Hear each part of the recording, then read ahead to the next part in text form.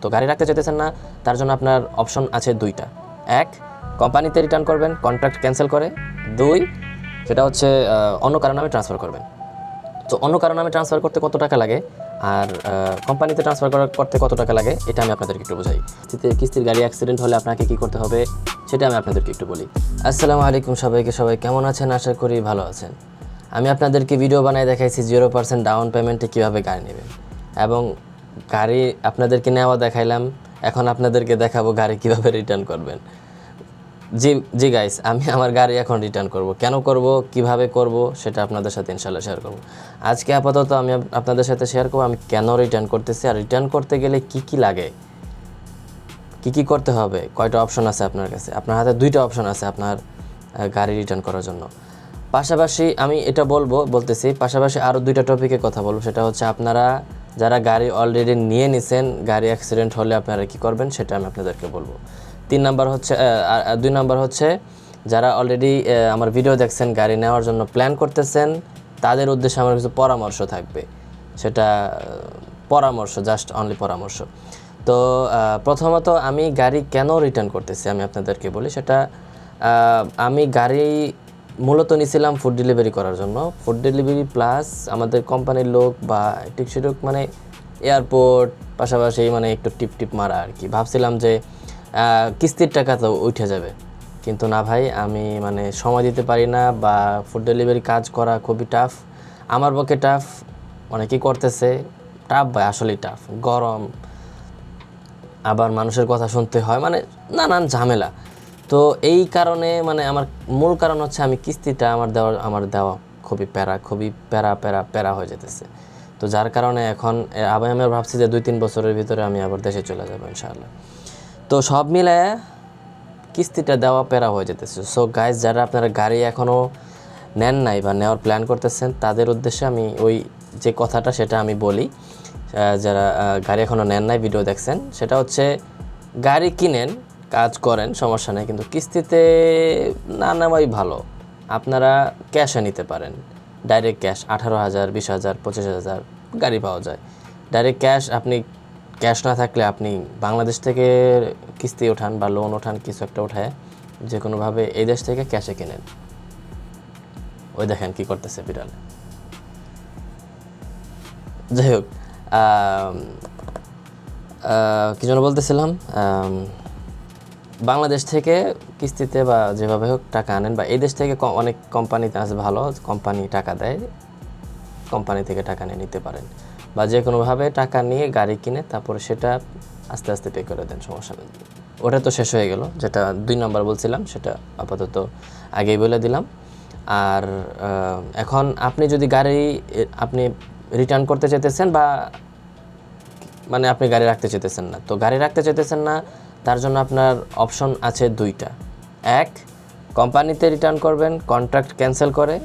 দুই, সেটা হচ্ছে অন্য কারো নামে ট্রান্সফার করবেন।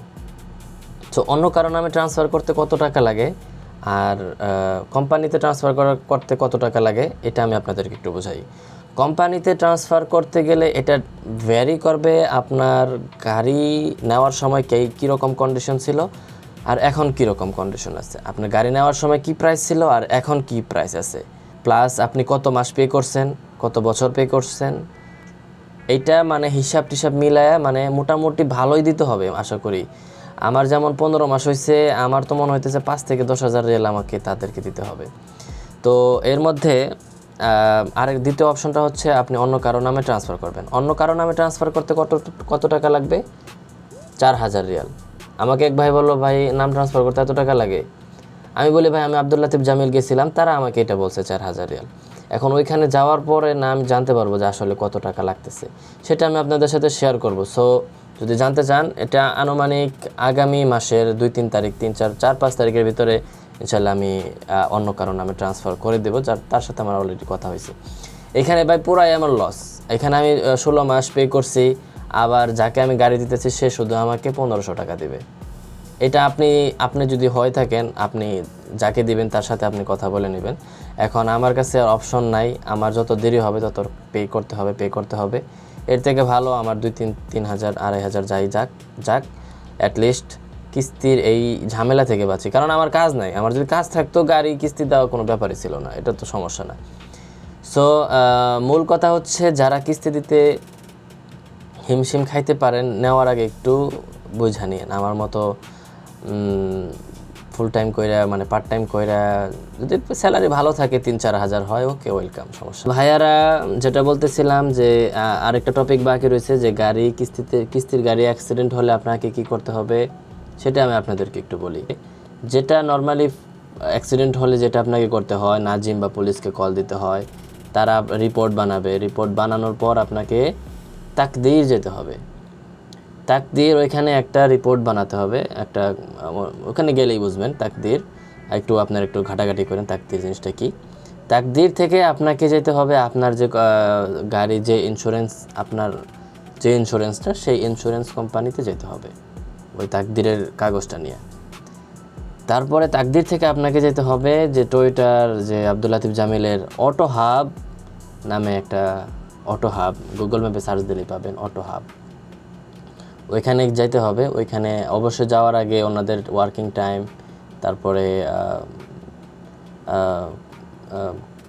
ওয়ার্কিং টাইম আর কি, যেটা কবে থেকে কবে খোলা থাকে সেগুলো একটু জানা যাবেন। কারণ আমার খেয়াল নাই, হয়তো বা সরকারি কাজ তো আপনার ওই শুক্র শনিবার বন্ধ, আর ওনারা মনে হয় বন্ধ করে 6টা বাজে। এক এক জায়গায় এক এক রকম হইতে পারে, মানে নর্মালি একরকম হইবে হয়তো বা, কিন্তু রিয়াদ জেদ্দার দিকে বা অন্যান্য জায়গায়, এটা আমি দাম্মামের কথা বললাম 6টা পর্যন্ত, অন্যান্য জায়গায় ভিন্ন হইতে পারে। আপনারা যাওয়ার আগে একটু চেক করে নেবেন। তো অটো হাবে গেলে ওনারা গাড়ি আপনার কাছ থেকে রেখে দিবে, বা আপনাকে অপশন দেবে যে অমুক দিন আসো, বা আপনাকে 2 দিন যাওয়া লাগতে পারে। তো ওনারা গাড়ি রিসিভ করার পর 1 মাসের মতো সময় নেবে। 1 মাসের ভিতরে ইনশাল্লাহ গাড়ি চাকাচাক হয়ে যাবে। তো এই হচ্ছে আপাতত যা বলার সব বলে ফেলছি। যদি আরও কিছু জানার থাকে প্লিজ কমেন্ট করবেন আর সাবস্ক্রাইব করবেন। খুব শীঘ্রই আসছে। যারা যদি গাড়ি রিটার্ন করার ব্যাপারে যদি আপনারা আগ্রহী থাকেন প্লিজ। আর হ্যাঁ, আমি তো সেকেন্ড হ্যান্ড গাড়ি ভিডিও ইনশাল্লাহ আগামীতে আনবো। আপনারা যদি আগ্রহী থাকেন, আমি একটা ভিডিও বানাইছি অলরেডি, যদিও তেমন একটা ভালো পারি নাই। নেক্সট ইনশাল্লাহ ভালো করা ট্রাই করব। থ্যাংক ইউ সবাইকে। আশা করি ভালো থাকবেন, সুস্থ থাকবেন। আল্লাহ হাফেজ।